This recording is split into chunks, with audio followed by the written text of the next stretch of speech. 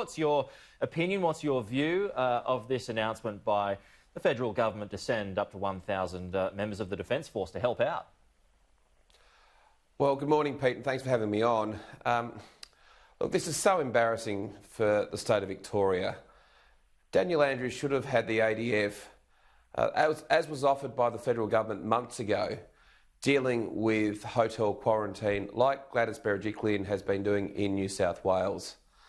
And it's so embarrassing that Daniel Andrews thought he was far cleverer than everyone else. He decided he would go it alone with private security. Well, why would you do that? Why wouldn't you have had the ADF, who are trained for these very technical and often difficult tasks? Why wouldn't you have had them there from the outset? And the fact that we've had 2 months of private security where there have been breaches, where the virus has been passed from travellers to security guards to their families, and now we've had to call in the ADF at the last minute in a very panicked way. I mean, Daniel Andrews only said a couple of days ago that we will not be calling in the ADF, and now we are. So thank God for the federal government, thank God for the ADF, and I wish Daniel Andrews had shown some level of contrition and accepted months ago that his grand schemes weren't working very well. Well, just on to the ADF, and you did mention that 1,000 ADF personnel will be sent out in varying capacities. Just on that on its own, though, what's your view of that? That's obviously something that you support. And how much of an impact do you think that'll make? Oh, absolutely, very welcome. I think it's fantastic. It's just happened too late, and I'm delighted to see the ADF will be assisting in Victoria like they have been in New South Wales for the last couple of months with compulsory hotel quarantine for Australians returning home. But this should have happened months ago, and I just wonder what on earth Daniel Andrews was thinking, why he didn't have the ADF in place months ago, as was offered by the Commonwealth, as was taken up by Gladys Berejiklian in New South Wales. Why? Because, this bloke down here, Chairman Dan, reckons he knows everything. Well, it's been proved pretty dramatically in the last couple of weeks that he doesn't. How alarmed are you at that rise in numbers? Well, look, I don't think it's a time to panic.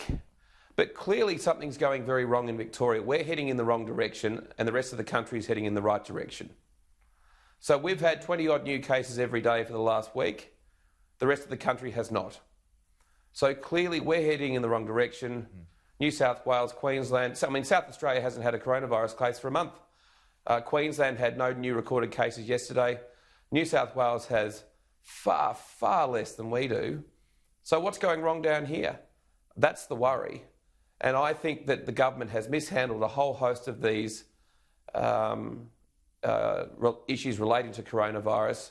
I mean, particularly the message that the Black Lives Matter protest sent, whether or not it spread the virus, the message that it sent to families around Victoria 2 weeks ago was that the worst of this virus is behind us. And you've just heard the AMA president saying very clearly it is not, and it needs to be taken very seriously. Well, where is it going wrong? I mean, you're a Victorian, you know this better than I do about what's going wrong in Victoria at the moment. Is the messaging not getting through to these suburbs and these local government areas of Melbourne where English perhaps isn't stronger than it is in other parts? Is the message not getting through there?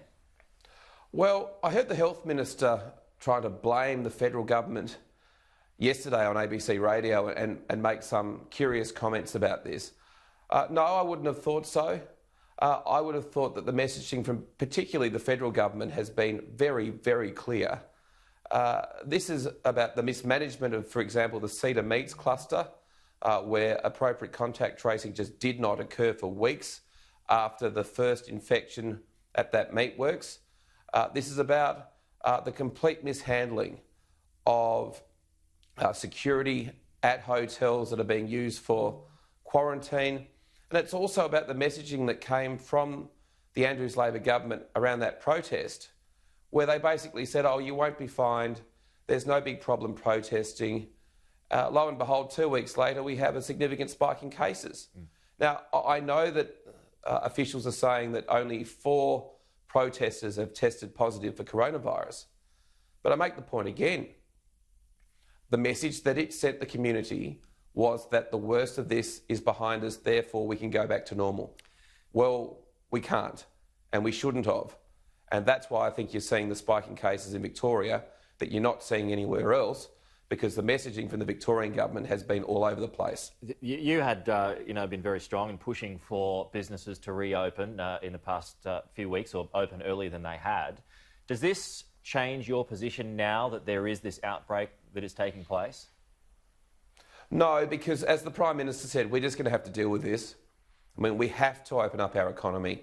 We have to get back to normal as quickly as humanly possible, bearing in mind that we're just going to have to live with this virus. At the same time, taking reasonable precautions around social distancing and the like. So there is a fine line here, and between going back to further shutdowns, but at the same time moving forward to reopening the economy. And to be frank, I don't think there is no vaccine for this virus. We're going to have to manage it. We're going to have to continue to open up to get our economy back moving. So on the other side of this thing, we've got an Australia that is stronger and more prosperous than we could have hoped for a couple of months ago.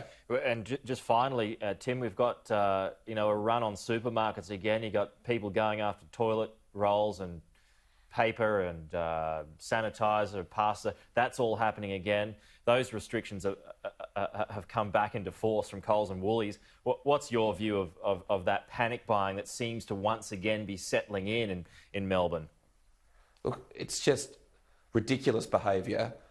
We know that all the supermarkets have told us that they are not going to run out of basic supplies.